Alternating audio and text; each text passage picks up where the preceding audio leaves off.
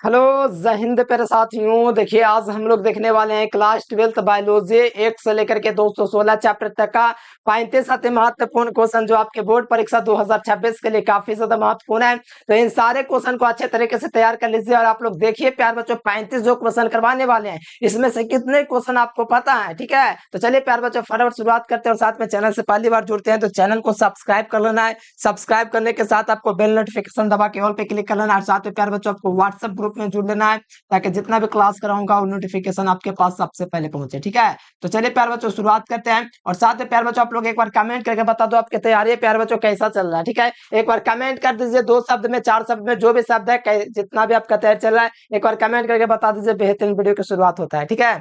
तो चलिए प्यार बच्चों बहुत मजा आएगा, शानदार शानदार क्वेश्चन लेकर आए हैं और अच्छे तरीके से तैयार कर लो। बोर्ड एग्जाम में तबाही मचाना है, फोड़ना है, एकदम तबाही मचाना है तो काम कर लीजिए वाला, ठीक है। तो चलिए प्यार बच्चों आपके समक्ष पहला नंबर क्वेश्चन है कि मध्य चक्र किसमें पाया जाता है। मध्य चक्र होता है कि ऋतुस्राव चक्र होता है। ऋतुस्राव चक्र जो होता है मनुष्य में पाया जाता है, बंदर में पाया जाता है, चिंपैंजी में पाया जाता है। One of the most important question है प्यार बच्चों आपका 1 नंबर के लिए। क्या चीज में पाया जाता है ऋतुस्राव चक्र? मनुष्य में, बंदर में, चिंपैंजी में। लेकिन मध्य चक्र की बात किया जा रहा है, कौन सा चक्र? मध्य चक्र के बाद। और मध्य चक्र जो होता है प्यार बच्चों गाय में पाया जाता है। कहां पे पाया जाता है? गाय में पाया जाता है। और कहां पे पाया जाता है आपका प्यार बच्चों? भेड़ में पाया जाता है, कुत्ता में पाया जाता है, ठीक है। ये सब में प्यार बच्चों मध्य चक्र पाया जाता है। लेकिन हमसे पूछा जा रहा है प्यार बच्चों पाया जाता है, लेकिन यहाँ पर सभी ऑप्शन यहाँ पर सही जवाब हो जाएगा। चारों ऑप्शन जो है ना जिसमें आपका मध्य चक्र पाया जाता है, ठीक है। ध्यान रखिएगा, बहुत ही मस्त क्वेश्चन आपके बोर्ड परीक्षा के लिए तैयार कर लीजिए, ठीक है। तो चलिए प्यार बच्चों अगला क्वेश्चन हम लोग देखेंगे क्या कहा जा रहा है। कहा जा रहा है उच्च श्रेणी के पौधों में निषेचन कहाँ होता है। देखिए हम लोग किस श्रेणी के पौधे इंसान है बताइए, तो उच्च श्रेणी के इंसान है। तो बताइए उच्च श्रेणी के हम लोग इंसान है। तो प्यारे बच्चों यहाँ से ध्यान दीजिएगा, तो उच्च श्रेणी के पौधों में बात किया जाए या जान जीवों में बात किया, जीव हम लोग उच्च श्रेणी के जीव है, पता है ना, मनुष्य उच्च श्रेणी का जीव है। उसी प्रकार से उच्च श्रेणी के पौधों में जो निषेचन होता है वो आपका प्यारे बच्चों अंदर में होता है, मतलब आंतरिक होता है। अगर जीवों में बात किया जाए जैसे कि इंसान में निषेचन कहाँ होता है? अंदर में ना होता है। यानी उच्च श्रेणी के पौधों में निषेचन कहाँ होता है? आंतरिक में होता है। वही प्यारे बच्चों निम्न श्रेणी के पौधों में निषेचन होता है वो बाहर में होता है, बाहर में होता है, ठीक है, बाहरी निषेचन होता है। लेकिन हमसे बात किया जरा उच्च श्रेणी के पौधों में, इसलिए याद रखिएगा राइट आंसर बी नंबर उसका आंतरिक निषेचन होता है, ठीक है। चलो प्यारे बच्चों अगला क्वेश्चन आप लोग देख लीजिए क्या कहा जा रहा है। अगला क्वेश्चन आपके समक्ष है कि भ्रूणपोष क्या है। देखिए भ्रूणपोष का क्या कार्य है, बहुत ही जबरदस्त है, एकदम आसान क्वेश्चन है, ठीक है। भ्रूणपोष का निर्माण होता कैसे पहले पता रहेगा तब ना, अरे पते होगा इतना बढ़िया से पढ़ाइए दिए तब। भ्रूणपोष क्या कार्य है? भ्रूणपोष प्यारे बच्चों पहली बात आपका त्रिगुणित होता है, ठीक है। और इसका काम क्या होता है? भ्रूण बनाना नहीं भैया, भ्रूण क्यों बनाएगा? लिंग का निदान ये क्यों करेगा? अरे लिंग का निदान भ्रूण का क्या काम है? भ्रूण का कोई काम नहीं है, ठीक है, इनमें से सभी तो होगा ही नहीं। भ्रूण दोस्तों यहाँ पर भ्रूण पोष का काम होता है भ्रूण को पोषण प्रदान करना। क्या करना? भ्रूण पोष होता है प्यारे बच्चों, इसका काम होता है भ्रूण को पोषण देना। क्या देना? पोषण देना। इसीलिए राइट आंसर बी नंबर हो जाएगा। अच्छे तरीके से तैयार करते चलना, ठीक है। अगला क्वेश्चन कहा जा रहा है प्यारे बच्चों कि निम्नांकित में से कौन से दोस्तों आपका किस पौधे के प्रजातियों में बीज का उत्पादन असंजनन के द्वारा होता है। कितना बढ़िया क्वेश्चन है, याद कर लीजिए। निम्न में से किस पौधे के प्रजातियों में प्यारे बच्चों बीज का जो उत्पादन होता है असंजनन द्वारा होता है। तो सबसे बड़ा उदाहरण है घास का, 2018 के सप्लीमेंट में भी आया हुआ है, देख लीजिए 18 के एनुअल एग्जाम में। तो यहाँ पर आपको याद रखना है प्यारे बच्चों एस्ट्रेसिया एवं घास में जो है इसमें जो होता है प्यारे बच्चों पौधों में जो बीज का उत्पादन होता है असंजनन द्वारा होता है। किसमें? घास और आपका प्यारे बच्चों एस्ट्रेसिया, क्या चाहिए? एस्ट्रेसिया एवं घास में जो होता है किसके द्वारा प्यारे बच्चों आपका बीज का उत्पादन होता है? तो याद रखिए असंजनन के द्वारा। बहुत ही मस्त जबरदस्त अच्छे तरीके से तैयार करते चलिए और मेहनत करते चलिए। जो क्वेश्चन ना पता हो स्टार मार के लिख लीजिए प्यारे बच्चों, और जो भी प्रॉब्लम होता है ना नीचे कमेंट बॉक्स में कमेंट कर दीजिएगा, ठीक है। चलो अगला क्वेश्चन कहा जा रहा है कि भ्रूण कोश की सेंट्रल कोशिका होती है। जैसे कि आपको पता होगा कि 8 कोशिकीय भ्रूण कोश होता है, तो ये आप लोग अच्छे तरीके से पढ़ चुके हैं, ठीक है, सेकंड चैप्टर में। तो भ्रूण कोश की सेंट्रल कोशिका का काम क्या चीज होता है प्यारे बच्चों? सेंट्रल में जो कोशिका होता है भ्रूण कोश का, यहाँ पर काम होता है प्यारे बच्चों इस सेंट्रल कोशिका जो होता है द्वितीय केंद्रक होता है, ठीक है।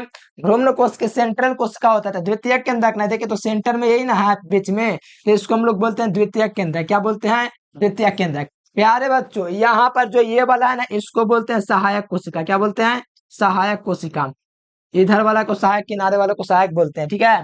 तो बात को ध्यान रखिएगा प्यारे बच्चों, और बहुत आसान चीज है, तो याद रखिएगा जो द्वितीय के अंदर हो जाएगा बी नंबर ऑप्शन। अगला कहा जा रहा है एक स्वस्थ महिला, ठीक है, एक स्वस्थ महिला जो होगा प्यारे बच्चों, हेल्दी वुमन जो होगा, एक एक स्वस्थ महिला पूरे जीवन काल में अपने लाइफ टाइम में कितने अंडों का उत्पादन कर सकता है, ठीक है। यानी कि कुल अंडों की संख्या कितना होता है एक स्वस्थ महिला के लिए पूरे जीवन काल में। तो स्वस्थ महिला के लिए पूरे जीवन काल में प्यारे बच्चों 400 अंडे होते हैं। कितने अंडे होते हैं? 400 अंडे देते हैं एक स्वस्थ महिला पूरे जीवन काल में, ठीक है। एक स्वस्थ महिला के पूरे जीवन काल में उत्पन्न कुल अंडों की संख्या कितनी होती है? तो कुल अंडों की संख्या 400 होती है। और बताओ तो हम लोग कमेंट करके आप लोग प्यार बच्चों, जब पहले बार मासिक धर्म होता है तो उसको हम लोग क्या बोलते हैं? लास्ट वाला को तो राज्योवृत्ति कहा जाता है, जो लगभग 50 साल की उम्र में होता है, 45 साल में राज्योवृत्ति। हमको ये बताओ तुम लोग कि शुरू में जो होता है मासिक चक्र महिलाओं में, उसको क्या कहा जाता है? कमेंट करके बताओ, ठीक है। मैं इससे मैंने कमेंट करके बताओ, मैं देखना चाहता हूँ किसको पता है। अगला क्वेश्चन कहा जा रहा है कि स्तनधारियों में निषेचन कहाँ होता है? निषेचन की क्रिया दोस्तों शरीर में कहाँ पर संपन्न होती है? आपसे एक क्वेश्चन कहा जा रहा है। निषेचन के मतलब नहीं जानते तो पता होना चाहिए। शुक्राणु और अंडाणु प्यार बच्चों मिलता है, ठीक है, तो क्या चीज होता है? निषेचन होता है। निषेचन के दौरान क्या होता है? युग्मज का निर्माण होता है। युग्मज के बाद भ्रूण बनता है, फिर बच्चा का निर्माण गर्भाशय में होता है। तो स्तनधारियों में निषेचन कहाँ होगा? अंडाशय में होगा? नहीं, अंडाशय से अंडाणु निकलेगा, लेकिन अंडाशय में निषेचन नहीं होता है, ठीक है। गर्भाशय में बच्चा का दोस्तों पालन पोषण बढ़िया से होगा, अच्छे तरीके से तैयार होगा, लेकिन वहां पर निषेचन नहीं होगा, ठीक है। और ये तो आपका होगा नहीं योनि, ठीक है। यहाँ पर आपका प्यार बच्चों फैलोपियन नली में जो होता है यहीं पे निषेचन होता है। कहाँ पे होता है? फैलोपियन जो नली है मेरे प्यारे बच्चों, यहाँ पर निषेचन की क्रिया होती है, ठीक है। याद रखिएगा स्तनधारियों में निषेचन कहाँ होता है? फैलोपियन नली में। एकदम याद करिए, मोस्ट इंपोर्टेंट क्वेश्चन है आपके अर्धवार्षिक परीक्षा इस साल पूछा हुआ है, तो इग्नोर मत कीजिएगा, ठीक है। एकदम तैयार कर लीजिए। बताओ गर्भाशय किसमें पाया जाता है? मादा में पाया जाता है कि नर में पाया जाता है कि किसमें पाया जाता है? नर जनन तंत्र दोस्तों गर्भाशय के मादा जनन तंत्र है कि प्यार बच्चों पादप जनन तंत्र है कि इनमें से सभी का है? अब बताओ, इतना बेसिक क्वेश्चन बताने की चीज है, अरे आपको खुद पता ना होना चाहिए कि दोस्तों गर्भाशय कहाँ पर होता है? तो मादा जनन जो होता है उस यानी कि स्त्री जनन तंत्र होता है ना, उसमें होता है ये गर्भाशय, ठीक है। और यहीं पर शिशु का निर्माण अच्छे तरीके से होता है गर्भाशय में। तो राइट आंसर क्या होना चाहिए? बे नंबर होना चाहिए। समझ समझ के पढ़ेगा ना तो याद रहेगा, वे रट के पढ़िएगा या जैसे तैसे पढ़ेगा तो भूल जाएगा। इसलिए हम बोलते हैं आप लोग जितना भी क्वेश्चन पढ़े उस क्वेश्चन के बारे में सोचिए 10 बार 12 बार, जितना बार अच्छा तरीका से, ठीक है। सोचिएगा जितना उतना बढ़िया से याद रहेगा। सिंपल बात है। देखो कोशिकीय अवस्था अभी आंसर बोल देते हैं। बताओ कोशिकीय अवस्था में भ्रूण को क्या कहलाता है? कोशिकीय अवस्था में दोस्तों भ्रूण को क्या कहते हैं? मोरुला या गैस्ट्रुला? कमेंट कीजिए एकदम फटाफट से, देरी नहीं करना, एकदम आंसर देने में एकदम फट फट दीजिएगा ना आंसर, तो आपको अच्छे तरीके से तैयार हो जाएगा। बताओ प्यारे बच्चों यहाँ पर सही जवाब क्या हो जाएगा, ठीक है। और मैं आपको पहले भी पढ़ा रखा हूँ, ठीक है, कोई दिक्कत वाली बात नहीं है। बताओ 16 कोशिकीय अवस्था या कोशिकीय अवस्था भ्रूण को हम लोग क्या कहते हैं? तो मोरुला कहते हैं। और बहुत आसान क्वेश्चन है, ठीक है। और पूछा गया था शायद 2025 में कि मोरुला क्या, यही ना क्वेश्चन शायद आया हुआ है हमको जहां तक ध्यान में है। तो कोशिकीय अवस्था में दोस्तों भ्रूण क्या कहलाता है? तो मोरुला कहलाता है। Right answer option number B होगा। अगला देखिए, परिपक्व शुक्राणु के शेष पर एक टोपीनुमा संरचना होती है। जो शुक्राणु होता है प्यारे बच्चों, जो पूरे तरह से अधिवेशन से तैयार होकर के निकलता है, उसके दोस्तों देखिएगा माथे पर जो होता है एक प्रकार की टोपीनुमा संरचना होती है। देखिए कुछ इस प्रकार से होगा, ठीक है। इस प्रकार से यहाँ पर एक संरचना होता है, तो इस संरचना के बात किया जा रहा है, ठीक है। इस प्रकार से आपका होता है प्यारे बच्चों, ठीक है। तो यहाँ पर जो संरचना होता है प्यारे बच्चों, इस संरचना को हम लोग क्या बोलते हैं? शुक्राणु का। तो ये वाला संरचना जो होता है टोपिनुमा संघ, इसको एक्रोसोम कहते हैं, जो गोल्जी काय का पाया जाता है। इसमें एक विशेष प्रकार का हार्मोन होता है जो जोना प्लूसिडा जो कि अंडाणु पर होता है उसको विभेद कर देता है। तो यहाँ से ध्यान दीजिएगा, तो परिपक्व शुक्राणु के टोपिनुमा संरचना को हम लोग एक्रोसोम कहते हैं। और शुक्राणु पर प्यारे बच्चों, परिपक्व शुक्राणु पर फर्टिलाइजिंग प्रोटीन पाया जाता है। ये भी याद रखो, मोस्ट इंपोर्टेंट क्वेश्चन है। और शुक्राणु किसके द्वारा गति करता है? तो पूंछ के माध्यम से गमन करता है, ये भी याद रखेगा। और शुक्राणु के माध्यम में क्या पाया जाता है? तो माइटोकॉन्ड्रिया पाया जाता है। ये सब याद रखेगा, माइटोकॉन्ड्रिया से ही एनर्जी मिलता है इसको, तो आगे बढ़ता है, ठीक है। तो ये सब छोटे छोटे बात आपको ध्यान रखना है। तो एक्रोसोम हो जाएगा राइट आंसर ए नंबर। अगला देखिएगा 11 नंबर क्वेश्चन, एक शुक्राणु को सीधे अंडाणु में प्रवेश कराने के विधि को क्या कहते हैं? ठीक है, एक शुक्राणु को अंडाणु में सीधा प्रवेश कराने के जो तकनीक है वो कौन सा तकनीक है? ठीक है, तो ये तकनीक है प्यार बच्चों ISCI। ठीक है, ISCI तकनीक के द्वारा प्यार बच्चों सीधे शुक्राणु को अंडाणु में प्रवेश करा दिया जाता है। ठीक है, तो यहाँ पर right answer option number B हो जाएगा। इसमें कंफ्यूजन है तो हमसे पूछ लीजिएगा, सारा चीज बता देंगे अच्छा से। ठीक है, अगला देख लीजिएगा, जनसंख्या अधिक होने से क्या होती है? बताओ, इतना सिंपल क्वेश्चन है, कौन ना बतावेगा? बताओ तो कौन नहीं बतावेगा इसका आंसर? प्रति व्यक्ति आय दोस्तों कम हो जाएगी, सही बात है। यानी जनसंख्या देखोगा तो प्रति व्यक्ति आय कम हो जाएगा। दूसरा ऑप्शन देख लेंगे, प्रति व्यक्ति आय आयु ज्यादा हो जाएगी। ये कौन सा सवाल सबब है? अब बताओ, जनसंख्या बढ़ाएंगे तो हम लोग को उम्र बढ़ जाएगा, ऐसा ना होता है। ये ऑप्शन गलत है। ठीक है, जनसाधारण स्वास्थ्य का अच्छा हो जाएगा। स्वास्थ्य क्या किसी का अच्छा होगा? जनसंख्या बढ़ेगा तो स्वास्थ्य अच्छा हो जाएगा, क्या गारंटी है?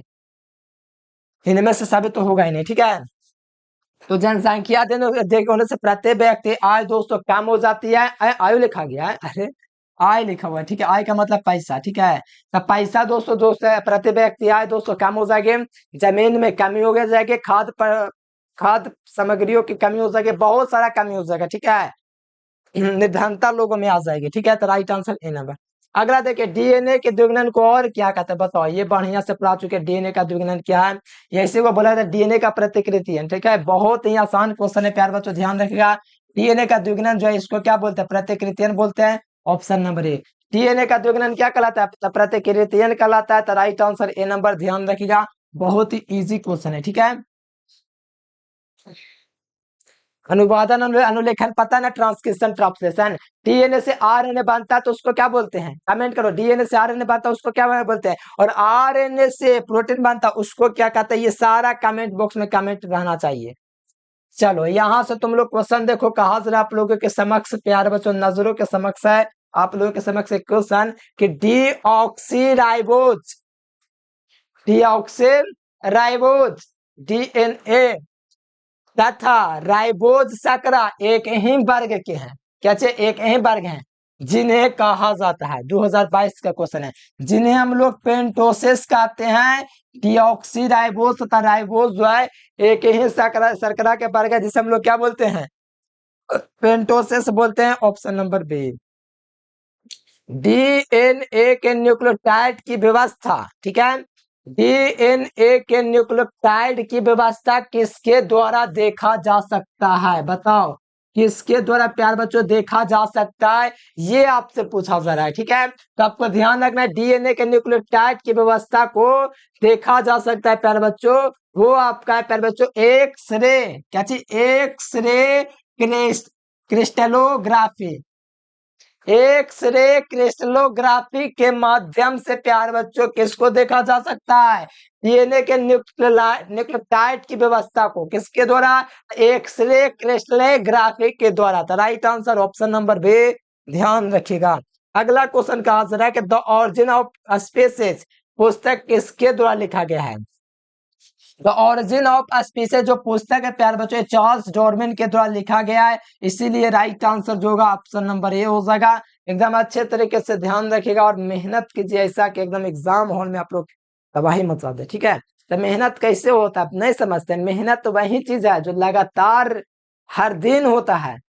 ये नहीं कि एक दिन पढ़ लिए 10 घंटा, फिर 10 दिन की छुट्टी ले लिया, आराम करके 10 घंटा पढ़ लेते एक दिन, चलो 10 दिन आराम करो, 2 घंटा पढ़े और दिन भर आराम कर रहे कि 2 घंटा आज पढ़ लिए। ये होता है कमजोर का पहचान। ठीक है, अरे पढ़िए, हर समय मेहनत कीजिए, आपका कोई काम है? ठीक है, मेहनत करते रहिए, हर समय बैठे रहते हैं। तब अगला देखिए, डायनासोर किस दौरान उपस्थित थे? तो डायनासोर प्यार बच्चों कौन से युग में उपस्थित था? बताओ, डायनासोर जानते हो बहुत पहले विलुप्त हुआ था। डायनासोर देखिए, हम डायनासोर आता था, हम लोग जीवित न रहते। ठीक है, हम लोग को खा जाता। बताओ, डायनासोर दोस्तों किस युग में उपस्थित था? पता है किसी को? डायनासोर डायनासोर प्यार बच्चों कौन काल में था? पेलियोजोइक ग्रह ने, प्रेकेम्ब्रियन भी नहीं, सिनोजोइक भी नहीं, हाँ मेसोजोइक जो काल था प्यार बच्चों, इसी दौरान डायनासोर उपस्थित था। कौन सा युग था प्यार बच्चों? उस युग का नाम क्या था? मेसोजोइक युग था। उसी समय डायनासोर हुआ करता था। कैसे पता चला? तो उसका कंकाल बॉडी होता है ना, उसी के माध्यम से पता चला डायनासोर के बारे में। कल्पना किया कि उसके डीएनए को समझ के कि कैसा हुआ करता था डायनासोर। अगला बताओ, जीवन के रासायनिक उत्पत्ति का सिद्धांत किसके द्वारा बताया गया? बताओ, इतना आसान क्वेश्चन है, 7वां चैप्टर का क्वेश्चन है। बताओ यहाँ पर कि जीवन के रासायनिक उत्पत्ति का सिद्धांत दोस्तों ऑपरेन तथा हेडन के द्वारा बताया गया। तो एकदम हौला क्वेश्चन है कि हलवा वाला क्वेश्चन है। अगला देख लीजिए, बताओ यहाँ पर ये क्वेश्चन बताओ थोड़ा सा। बताओ, कहा जा रहा है कि सिनोजोइक युग माना जाता है। बताओ, सिनोजोइक युग जो है प्यारे बच्चों किसका युग माना जाता है? वहां पर प्यारे बच्चों उस समय था ना कि स्तनधारियों तथा अनुवांश आधुनिक वनस्पतियों का काल था उस समय का। कौन काल था? सिनोजोइक जो युग था स्तनधारियों तथा आधुनिक वनस्पतियों का काल था, यही ना था? कमेंट करके बताओ तो इसका आंसर। जो सिनोई जो आपका सिनोजोइक युग था प्यारे बच्चों स्तनधारियों तथा आधुनिक वनस्पतियों का ही काल था। ऑप्शन नंबर ए हो जाएगा। अगला देखिए, एचआईवी है तो एकदम आसान क्वेश्चन है। एचआईवी का फुल फॉर्म किसको पता है? ह्यूमन एफिशिएंसी वायरस, ठीक है, ह्यूमन एफिशिएंसी वायरस। तो यहाँ पर याद रखिए एचआईवी का फुल फॉर्म होता है। और ये प्यार बच्चों एड्स जो बीमारी होता है ना वही होता है। और ये टी कोशिका टी हेल्पर कोशिका पर आक्रमण करता है ना, एचआईवी कोशिका किस पर? टी हेल्पर कोशिका पर आक्रमण करता है ना, तो पूरा तरह से प्रतिरक्षा तंत्र कमजोर हो जाता है, जिससे विभिन्न तरह की बीमारियां आसानी से कब्जे में आ जाती है, जिससे स्वस्थ भी नहीं हो पाता इंसान जल्दी और बीमारी पूरा रहता है इसको। एचआईवी कोशिका किसको आक्रमण करता था? टी हेल्पर कोशिका पर। Right answer option number D. अगला क्वेश्चन देख लीजिए, यौन संचारित रोग है। यौन संचारित एकदम 100% मोस्ट वीवीआई क्वेश्चन हम सोचे कि 2026 में आएगा, आइए गया, ठीक है। 3 गो में से वो पक्का आ जाता है। यौन संचारित 3 गो होता है, यौन गोनेरिया, एड्स और सिफिलिस, ये तीनों जो है यौन संचारित रोग है। तो यौन संचारित का मतलब तो यौन संबंध रखने के कारण ये रोग होता है। तो ये प्यार बच्चों गोनोरिया जो है यही का रोग है। ये गोनोरिया जो होता है, एड्स जो होता है, सिफिलिस जो होता है, ये सब यौन संचारित रोग है। तो राइट आंसर क्या हो जाएगा? ऑप्शन नंबर सी हो जाएगा, ठीक है। ये सब ध्यान रखिएगा। विषाणु किसके बना होता है? देखिए विषाणु जो होता है प्यारे बच्चों किसका बना होता है? विषाणु किससे बना होता है? प्रोटीन तथा न्यूक्लिक अम्ल से बना होता है। राइट आंसर नंबर हो जाएगा। विषाणु किससे बना होता है? प्रोटीन तथा न्यूक्लिक अम्ल से बना होता है। अगला क्वेश्चन देखिए, विषाणु का अध्ययन किस शाखा के अंतर्गत है? तो विषाणु का अध्ययन मेरे प्यारे बच्चों किसके अंतर्गत है? बताओ कमेंट बॉक्स में, ठीक है, जल्दी से। विषाणु का अध्ययन किस शाखा में के अंतर्गत है? तो आप लोग को ध्यान रखना, बायोलॉजी कौन सी हो गया? नहीं होगा, भ्रूण विकास भी नहीं होगा, फाइकोलॉजी नहीं होगा, हाँ वायरोलॉजी जो हो जाएगा ना मेरे प्यारे बच्चों, विषाणु का अध्ययन कहलाएगा। क्या कहलाएगा? विषाणु के अध्ययन को वायरोलॉजी कहते हैं, इसीलिए right answer B number. PCR विधि आवश्यक है। बताओ, पीसीआर विधि जो है मेरे प्यारे बच्चों ध्यान रखना है कि पीसीआर विधि जो है किसमें आपका आवश्यक है? तो बताओ कमेंट बॉक्स में। तो पीसीआर विधि जो है डीएनए संवर्धन में यूज होता है। पॉलीमरेज चेन रिएक्शन किसमें यूज होता है? डीएनए में, ठीक है। तो right answer option number D हो जाएगा। अगला कहा जा रहा है कि रिस्ट्रक्शन, बताओ रिस्ट्रक्शन बेकार कौन है? एंडोन्यूक्लियस ना, रिस्ट्रक्शन बेकार है तो एंडोन्यूक्लियस हो जाएगा कि नहीं? बताओ 2012 क्या है वो क्वेश्चन है, इग्नोर मत कीजिए। जो पहले से क्वेश्चन में पूछा हुआ है उसको और अच्छे तरीके से तैयार कर लीजिएगा प्यारे बच्चों, क्योंकि यहाँ से जो क्वेश्चन होते हैं क्वेश्चन में के ज्यादा चांस रहता है कि बन जाए, क्योंकि क्वेश्चन में से ज्यादा पहले से पूछेगा नहीं। अगर मान लो 15 ही पूछ जाएगा ना तो बड़े ज्यादा पूछ दिया, 20 पूछ जाएगा तब तो काम हो जाएगा, बना लेंगे आराम से। लेकिन 15 लेके चलेगा ना तो हो जाएगा काम, ठीक है। बताओ एक्सट्रैक्शन बेकार क्या चाहिए? तो एंडोन्यूक्लियस है, तो ऑप्शन नंबर बी हो जाएगा, ठीक है।